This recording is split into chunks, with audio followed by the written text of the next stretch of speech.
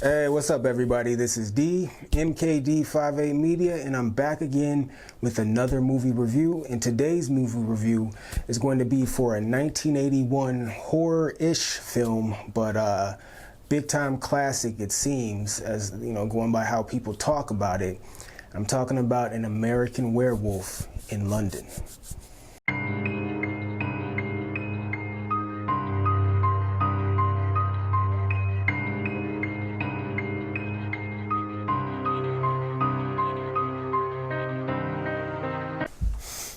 All right, so An American Werewolf in London. I'm gonna try to make this quick.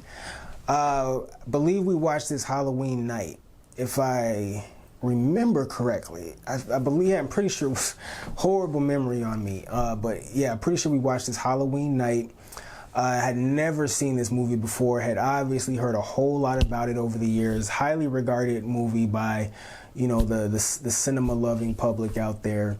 And I'd seen bits and pieces, snippets before, but, you know, not enough to even really gauge anything about the film. Obviously, had never seen any of the true R-rated material on it and all that type of stuff. So, figured I'd go ahead, give this movie a watch. Now, what I will say, just off the rip, I'll say it lives up to the hype. Now, what I liked about the film, well, first off, obviously, directed by John Landis, who also, I believe, directed Michael Jackson's Thriller video, and you can really see the connection when you look at the practical special effects in Thriller and then look at the practical special effects in An American Werewolf in London. And really, Thriller, Michael Jackson's kind of transformation scene into whatever the werewolf thing that he was turning into when he was on the date with the girl wearing, you know, the Letterman jacket and all that type of stuff. That transformation scene, you can really see An American Werewolf in London style at work. Like, it feels very similar. Obviously, the American Werewolf in London transformation scene is way more impressive, but you can see that kind of connection. So anyways, directed by John Landis. It stars David Naughton as David in the movie, who's the main character, and I won't go into the supporting characters and all that or the supporting actors and all that type of stuff, but just know everybody does a good job. Everybody on the cast does a good job. Strong performances, you know, for what it's worth. It's not really, the material doesn't really require just Oscar level stuff in terms of acting, but it is, everybody does a great job. So I'm gonna jump right into this in terms of just my pros, what I liked about the film, and then I'll talk about one neutral thing, and then one or two, maybe just one con, and then we'll get out of here with the score. So pros, obviously the main big time pro is the excellent practical effects in this film, top-notch practical effects. I talked about it in my Hellraiser review, just how much I appreciate good practical effects, those nice, high-quality, just visceral practical effects from the 80s and some of the early 90s. I really have an affinity for the use of practical effects. Watching any type of production that has good, strong practical effect usage, it really makes you want to go out and make a movie. It's an interesting thing, and I just have been noticing this in the last couple, you know, weeks, really, how like CGI isn't very inspiring. At least a lot of the CGI that I see today is not very inspiring in terms of making you want to go out and make something. At least for me, it isn't. Practical effects really kind of, it's almost like watching a science experiment. It's just a very hands-on, tangible thing. Practical effects make you want to go out and make a movie and try to make a movie. It's an interesting thing, but anyway, so really enjoyed the practical effects. Obviously, the iconic werewolf transformation scene. Finally got to see it in its full glory and lives up to the hype. Incredible scene.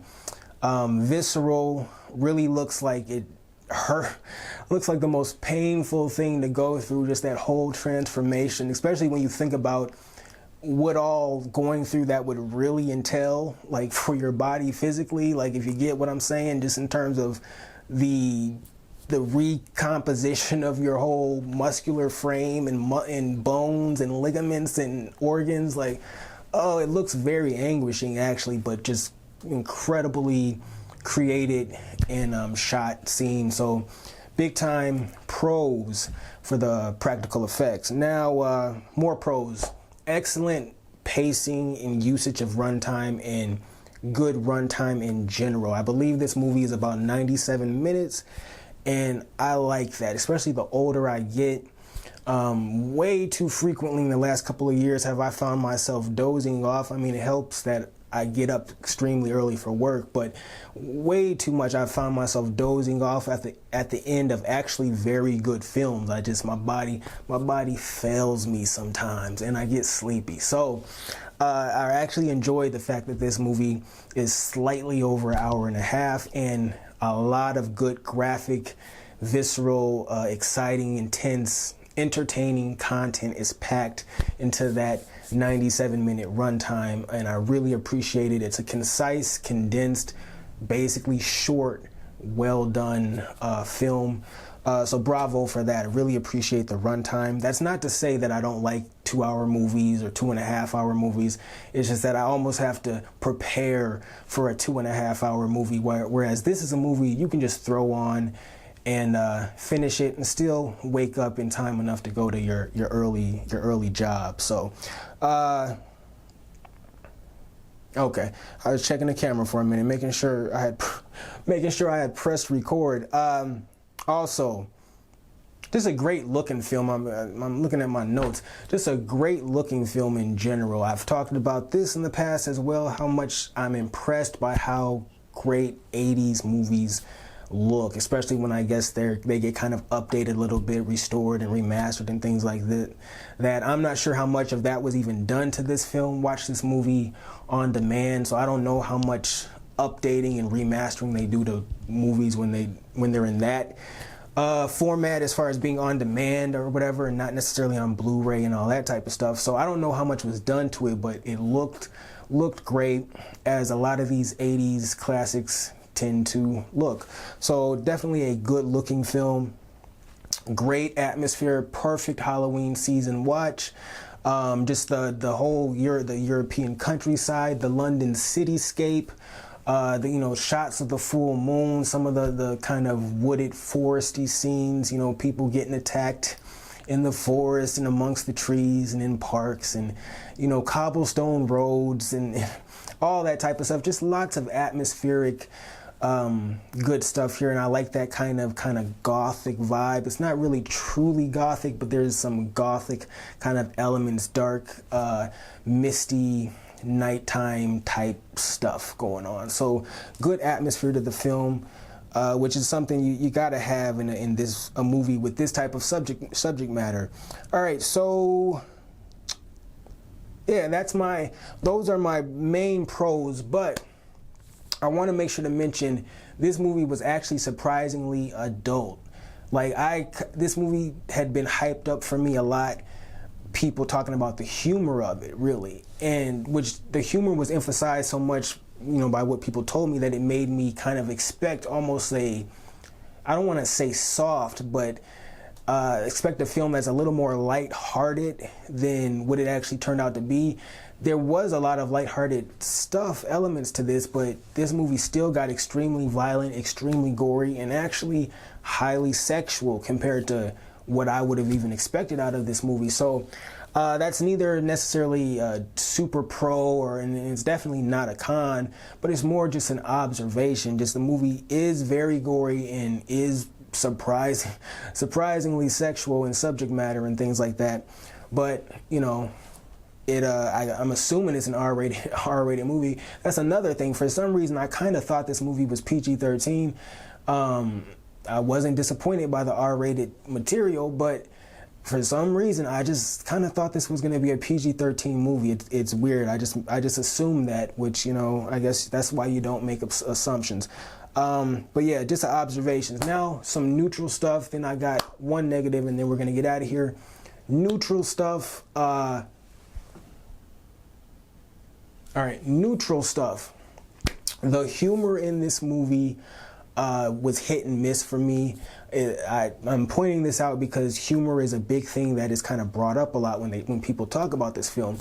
some jokes and things like that worked for me. Some humorous elements worked for me, and then some others didn't. But the stuff that didn't distract from what I liked about the film, which was mainly the gore, the atmosphere, the violence, just in the subject matter, the horror-infused subject matter, and just the general setting of the film.